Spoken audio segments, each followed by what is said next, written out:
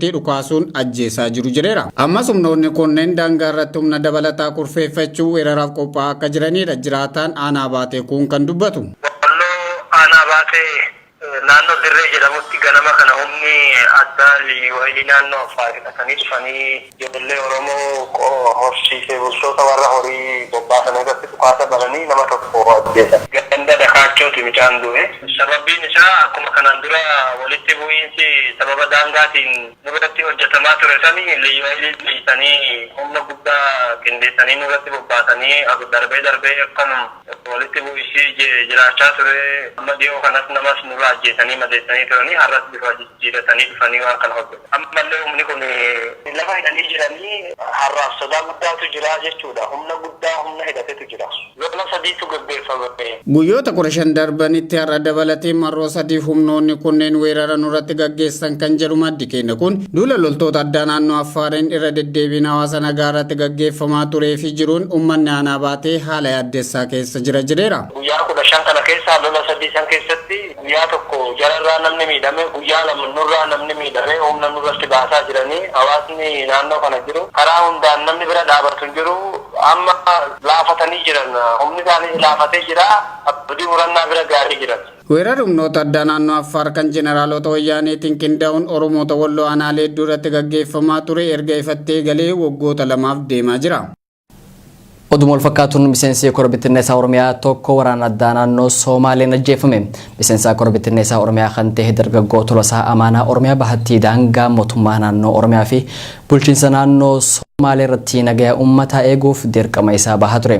Ta'us guyyaa dheengaddaa dhukaasatti banameen lubbuun isaa dabartee jirti. Sirni awwaalchaa dargaggoo Tolosaa Amaanaa guyyaa kaleessaa godina Shawaa aanaa dirree Incinnii ganda tokko lamaanitti haala oowwaan raawwate. Maatiiwwan dargaggoo Tolosaa gaddatti dhagahame ibsuun ilmi isaanii dhimma sabaarratti wareegamuun kan isaan boonse ta'uu kaasan. OMN maatii fi firoottan dargaggoo Tolosaa Amaanaatiif obsaa fi jajjabina hawwa. Haaluma fakkaatuun godina Arsii aanaa shirkaa ganda Heellaa Makkannaatti dhalatee kan guddate miseensi poolisii Oromiyaa Siraaj Umar osoo saba isaaf qabsaa'uu guyyaa lamaan dura daangaa bulchiinsa mootummaa naannoo Somaaliyaa irratti wareegame. Ajjechaa poolisii Oromiyaa kanarratti raawwatameen kan dalan jiraattonni waraanni addaa naannichaa lola waan hin dhaabiniif if eeggannoon akka sosso'anii fi karaa guutuu ta'een daangaa isaanii akka tikfatan wal hubachiisan. Sirni awwaalchaa dargaggoo Siraaj Umar kaleessa iddoo dhaloota isaa aanaa shirkaa ganda Heellaa Makkannaatti akka raawwate isiniif gabaasuun keenya ni yaadatama. Sirna awwaalchaa irrattis firoottan qeerroo fi qaamoleen hawaasaa hedduun argamanii jiran. Nuus gadda nutti dhagahame ibsachaa poolisii Oromiyaa wareegame Umar Siraajiif jannata maatii fi firoottan isaaf akkasuma uummata Oromoo bal'aaf obsa Rabbi haa kanu jenna. Dhaabbilee hayyamaa misooma albuudaa fudhachuun hojii seeraan alaa raawwatan sadirratti tarkaanfiin waliigaltee addaan kutuu fudhatame. Dhaabbileen tarkaanfiin waliigaltee addaan kutuu irratti fudhatame Zeetaa Construction, Daataa Construction, dhaabbata Xibabee fi Tasfaayeeti. Dhaabbileen kunneen hayyamaa misooma albuudaa sadarkaa guddaa fudhatanii hojii misooma albuudaa irratti kan bobbahan hoggaatu hayyamaa fudhatan kanaan rakkoolee garaagaraa uumaa turan.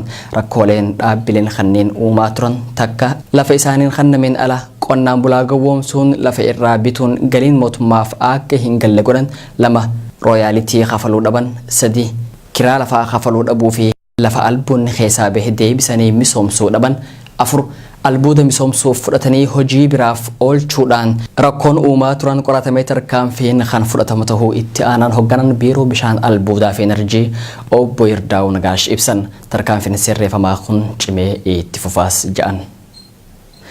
Oduu teenyatti aanutti hoggaa dabarru uummanni Itiyoophiyaa bu'aa qabsoo qeerroo damdamuu eegalee jira. Qeerroon Oromoo ijaarama dargaggoota biyyattii maraaf fakkeenya tahanii ja'an dargaggoonni naannoo Afar. Fakkeenyummaa qeerroo hordofuun ijaarama dargaggoota naannichaa dukki hinaa ja'amu hundeeffatanii rakkoolee naannoo Afaritti mul'atan fuula akka harkataniif qabsaawaa jiraachuu isaanis ibsan. Yoon Ingidaa dabalata qaba.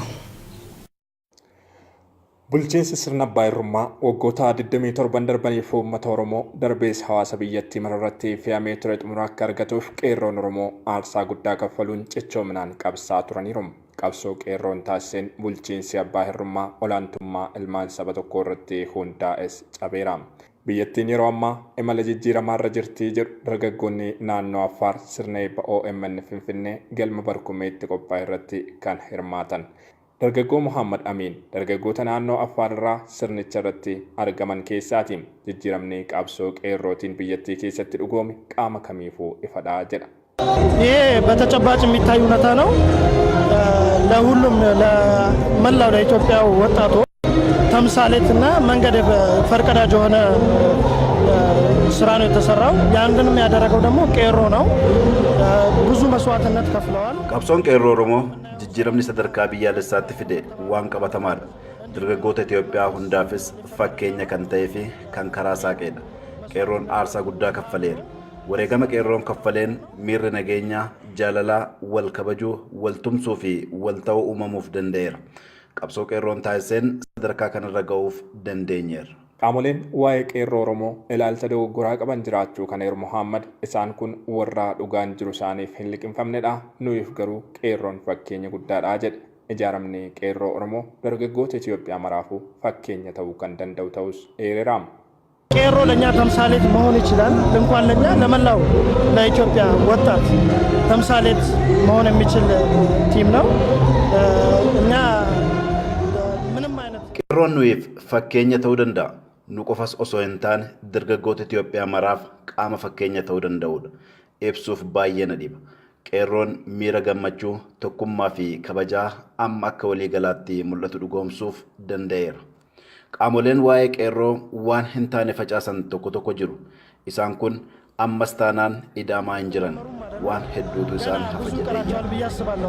Fakkeenyummaa qeerroo Oromoo hordofuun ijaarama dargaggoota Affaar maqaa Dukki Hinaa jedhamuun beekamu hundeeffachuu isaanii ibsuun qeerroo fi Dukki Hinaa gidduu garaagarummaan kaayyoo kan hin jirre ta'uu eera Muhammad. ቄሮ ተብሎ ከኦሮሞ እንደሚጠራው ዱክ ሒና የሚል ቲም መስርተን በዛ ነው እንትናችን። ዱክ ሒናን በልዩ መልክ ተጋብዞ ነው የመጣው። የመጣንበት ዋናው ምክንያት fakkeenyummaa qeerroo Oromoo fudhannee garee dargaggoota Affaar Dukki Hinaa jedhamuun beekamu hundeeffanneerra. Nutis Dukki Hinaa bakka buuneet waltajjii kanarratti hirmaachuuf kan dhufne. Qeerroo fi Dukki Hinaa gidduu garaagarummaan kaayyoo hin jiru. Kaayyoo wal fakkaatu qabanneetu kan kaane. Kana jechuun jijjiirama yeroo ammaa sadarkaa biyyaatti mul'ataa jiru deeggaruu dabalatee jijjiirama mul'ataa jiru irraas qooda fudhachuuf. Naannoo Affaaritti yeroo ammaa bulchiinsa abbaa hirrummaatu mul'ataa kan jedhan dargaggoonni naannichaa.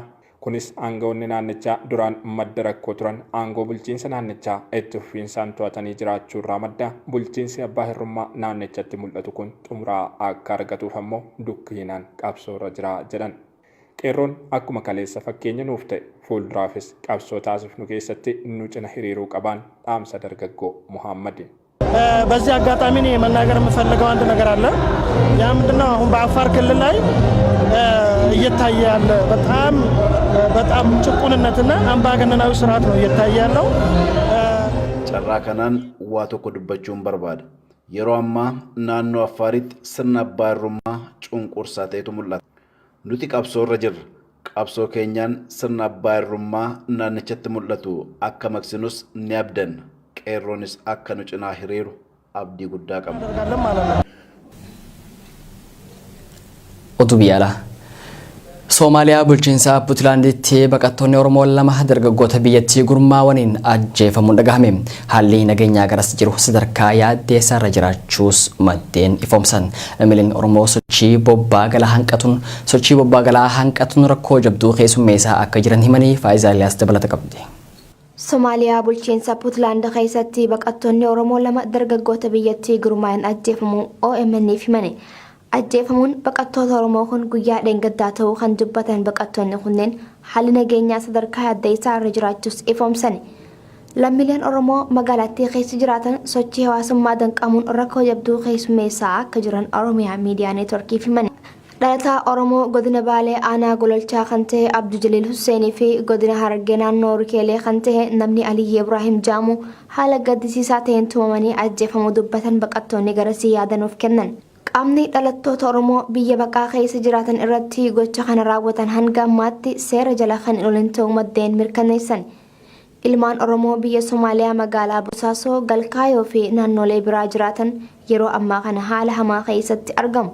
Galatooma dhugumatti rakkinni baqattoota Oromoo Puntlaandii Soomaaliyaa keessa jiraatan golgoltummaa takka baqattoota siyaasaa ta'anii biyya tana keessa jiraachaa jiranii uummanni keenya mirgi isaanii dhiibamee lammii biyyaatiin tumamaa saamamaa hojiirraa dhaabbachaa jiran. Rakkinoonni kun kutaalee Puntlaandii keessatti Boosaaso, Garawwee, Alkaayyoo keessatti uumamaa jira. Rakkinni kun ammallee wanni dhaabbachaa jirus hin jiru. Qaamni dhimmi itti iyyannus kan furmaata nuuf fidaa jiru tokkollee hin jiru. Mootummaa yeroo qunnamnee nagaa keessan itti gaafatamummaa eeguu hin dandeenyu. Bakka takkatti poolisii isinii godhuu hin dandeenyu. Garuu uummata ijoollee isinirraa dhokkinachaa jiran. Sagantaan amma lafa kaayamaa uummata keenya irratti dhiibbaa oofaa jirtu gosa shanyummaa Oromoo fi Daaroo jechuudhaan uummanni keenya warra biyyaata dhiibbaan irra gahaa jiran fuudhnurraa fudhachuuf deemtu jaanii jiran. Dhugumatti gochi suukanneessaa lammiilee Oromoo kaleessa magaalaa Boosaasotti irra gahee namoota lama irratti gahanii namoonni lamaan irra gahan sun hundinuu kaleessa namni yakka sana irra geesses to'annoo seeraa jalaas olee hin jiru. Illaa hanga ammaa manguddoon teenya deddeebitee dhimma kana illaa hanga ammaatti illee qaamni tarkaanfii irra fudhate hin jiru. Dhalattoonni Oromoo ajjeefaman sun harka namaatti ajjeefamuu kan mirkaneessu gurraa fi funyaan isaanii keessaa dhiigni garmalee yaa'aa akka ture dubbatani. Sirni awwaalcha isaanis achuma magaalaa Bosaasoo keessatti gaafa hagayya 8 bara 2018 roobii kaleessaa jechuudha raawwatameetti jira. Dhalataan Oromoo yaada nuuf kenne akkana jechuun dubbate. Abdiilleen caasaa deeggartoota isaa hanga biyya Somaaliyaa fi Jibuutitti diriirsuudhaan shiftoonni isaa ilmaan Oromoo ajjeesuu fi saamuu akkasumas reebaa jiru. Gama biraatiin dargaggoo Oromoo dhiheenya kana magaalaa Bosaasoo keessatti ableen diramee daandii irratti asiif achi bubbutamee ture lubbuun isaa jiraachuu fi garuu miidhaan irra ga'ee wal'aansa gahaa dhabee rakkoo keessaa akka jiru dubbatani. Baqattoonni Oromoo Somaalilaand gara biyyaa galuudhaaf fedhii qaban ammoo karaan waan hin jirre rakkoo ulfaataadhaaf saaxilamuu himan. Mootummaan Itoophiyaa lammiilee Somaaliyaa Puntlaand keessatti rakkina ulfaataa keessatti argaman kana daddafiin dirmatee fi lubbuu isaanii hin baraaru yoo ta'e jiraachuu dhabuun baqattoota kanneen gaafii jala jiraachuu eeyyatani. Oduu teenya baay'eetiin lammiileen Oromoo biyya Jibuutii jiran miidhaan gara jabummaan isaan irratti raawwatamaa jirtu akka garan dhoowwitee ja'an baqattoonni kanneen biyyatti deebi'uuf tattaaffii godhanillee haalli mijaa'uu fi dhabuu himan. Fumaama Fantaallee dabalata qaba. Barsiisutti hin jiranii meeqa kan ta'e gurrumaan dhaga'u jira kan nuti agarreen furannee miisa jimaa keessaa fuudhanii deemanii inni furannee yeroo nuti yennetti askaraa dhufee gubbaarraa nu guyyaa sanumaafuu qabeenya keenyaanis hin hafne inni keenya hin hafne nama dhalee kan ilmaan lamaan deemutu as keessa jira aduu tana keessatti biyya anfarii kan ja'an lagaa waan bakka anfarii ja'anii jira hariibaa bakka ja'amtu lafa san keessa jirra achitti wallaahi Oromoon teenya warricha keessa jirus nu gargaara uummanni sallee nu gargaaraa jiraachuu jirra laakiin amma dhumaa jirra nama meeqa dhufee kanaati obboleen keessa. Lammiileen Oromoo biyya Jibuutii jiran shororkaa ulfaattuu dhala namaatiin hin malle keessatti kufanii jiran. Lammiileen Sumaalee magaalaa Jijjigaa fi Dirre Dhawaatti ajjeefaman sababa jedhu wal qabateem duulli haaloo bahuu hamaan ilmaan Oromoo irratti lammiilee biyyattiitiin jalqabe miidhaa jajjabduu fi gaagama lubbuu dhaqqabsiisuun mana jireenyaa isaanirraa baqachiisee dirre irratti facaafamuu mudeet jira. Dargaggoonni biyyattii gurmaa'anii hokkora uumuun baqattoota Oromoo biyyattii keessa jiraatan mana irratti diiganii reebicha ulfaataa irratti raawwachuun mana iyyaasanii jiru. Baqattoonni yaada nuu kennan kan nuuf ifoomsan haalli Jibuutii keessa jiru daran balbaluu malee gara tasgabbaa'utti deemaa hin jiru. Ilmaan Oromoo ajjeefamanii dhokfaman hedduudha kan miidhamee wal'aansa hin argatu. Lubbuu keenya oolfachuuf mana jireenyaa keessaa baqannee ganda lammiileen Affaar heddumminaan jiraatan Dirree Ariibaa jedhamtu qubannee jirra. Fedhiin keenya biyyatti galuu ta'eef mootummaan Itoophiyaa gara biyyatti nu galchuu qaba jedhu. Bismillahirrahmanirrahim. Eegaa sirbi guyyaa 5 jirra. Mootummaan Jibuutii nama siidha Dirre Dhawaarraa fi biyya hundarraa fe'atee galchaa jirti. Mootummaan teenya Mallaseenaa irraa qabee namni isaan dura uummata Oromoodhaa balaan feteetti guutee dubbataan jirani. Abiyyeedhaa fi lammaan faanis maalitti usan uummata Oromoo kana makiinaallee erganii fuudhu maaliif dhaban uummata qoonqoraa fi beelaan dhumaa jiru jechuudha karaa haaniin ableedhaa fi kana waan adda addaatiin. Guyyaarraa ilmaan Oromoo guyyaa ilmaan Oromoo guyyaarraa kan hin duune nama agarsiisan mangistiin Jibuutii ilmaan keenya nama keenya yoo du'e akkana fuula duuban nama takka kan agarsiisan hin jiru dooyilaa mangistii Jibuutiin nama keenya dhaabbatee dheengaddaa isin biratti lafa darbee lafatti ajjeese taakka ji yoo nama keenya ajjeesanii nama keenya fuuna kenna reefa keenya fudhatanii awwaaluu nutti hin dhiisan halkanii guyyaa haatiyaana jira. Rakkoo mudatan kanaanis gadadoo beelaaf dheebutiif saaxilamanii jiru. Baqattoonni Oromoo lammiilee Affaar ilmaan Oromoo beelaaf dheebuun hiraarfamaa jiran kana nyaataaf dhugaatiin bira galateeffatanii jiru. Keessumattuu dirree ariibaa kanarratti dubartiin ulfaa manguddoowwan haawwalee fi qaama miidhamtoonni akka malee miidhamaa akka jiranis ibsanii jiru. Baqattoonni Oromoo kan bakka Nagar jedhamutti walitti qabamanis haala yaaddessaa keessa jiraachuu himatu. Dubartoonni achitti dayan haala ulfaataa keessatti argamu. Namoonni hedduun dhibee koleeratiif saaxilamee jira. Daa'imoonni lubbuun dabraa jiru. Hanga ammaatti daa'imoota saditu lubbuun dabree jedhu. Imbaasii Itoophiyaa itti iyyannee jirra. Olola malee furmaanni nu godhame hin jiru jechuun komatu. Baqattoota Oromoo lammiilee Oromoo magaalaa Jibuutii keessatti argaman amma iddoo Naggaar jedhamtu keessatti baqattoonni 7,000 ol achi keessatti argaman dubartoonni dahanis achi keessatti kan argaman dubartoota baay'eedha mallee lakkuu dhaltee amma yeroo ammaan tana yeroo isaa amma keessatti argamtu kana keessatti jechuun keessatti aduma kana keessatti dhaltee bira taa'u jirti nama hedduminaan daa'immanis dhukkuba koleeraatiin qabamanii namni gurguddaanis dhukkuba koleeraatiin qabamee gara mana yaalaa nama geessu dhabanii asuma keessa lubbuun isaanii bira jirti. Guyyaa 5 fi as keessa jiran amma guyyaa 5 kanaaf mootummaan Itoophiyaatiif furmaata inni godhan agarree mootummaan Jibuutiitiif furmaata inni godhan agarree rakkoo gurguddaadhaaf saaxilamaa jiran. Iddoon tun amma iddoon bakka gaara keessaati mana hidhaa kan duratti kan Naggaar jedhamu kana jechuudha. Baqattoonni kun ammoo rakkoo gurguddaadhaaf saaxilamaa jiran yeroo ammaan tana kan ispaaltii hundarra guutanii mooraa keessa guutanii iddoo hunda guutanii jiran jechuudha rakkoo gurguddaadhaaf saaxilamaa jiran. Rakkoon kun ammoo akka itti dhiisan taate arraaf amma yoo arraaf qabuulan taate guyyumarraa kanaaf nama hedduu lubbuun kan baatu beelaaf jecha jechuudha. Rakkoo beelaaf jecha lubbuun nama hedduu baate ammaan tana yeroo ammaan tana warqeetiin jira nama beelaaf jecha du'e rakkoo gurguddaa keessa jirra. Mootummaan Itoophiyaa maaliif nutti tustanii mootummaan Jibuutii immoo nama baasuu didee kana rakkoon keenya gurguddaan jechuudha. Mootummaan Itoophiyaa karaa imbaasii Itoophiyaatiin haala nu mijeessee gara biyyatti akka nu deebisu feenaan dhaamsa lammiilee Oromoo biyya Jibuutii keessatti hadhaa habbuuqaa jiraniiti. Tolee daawwattoota Oromiyaa miidiyaan toora kudhanaaf qabannee dhiyaatan hanga ammaa isin dhageessifneedha. Gamoo gummaa kaameeraa fi teeknikaatiin Abdii Jamaaltu nu waliin ture fayyada.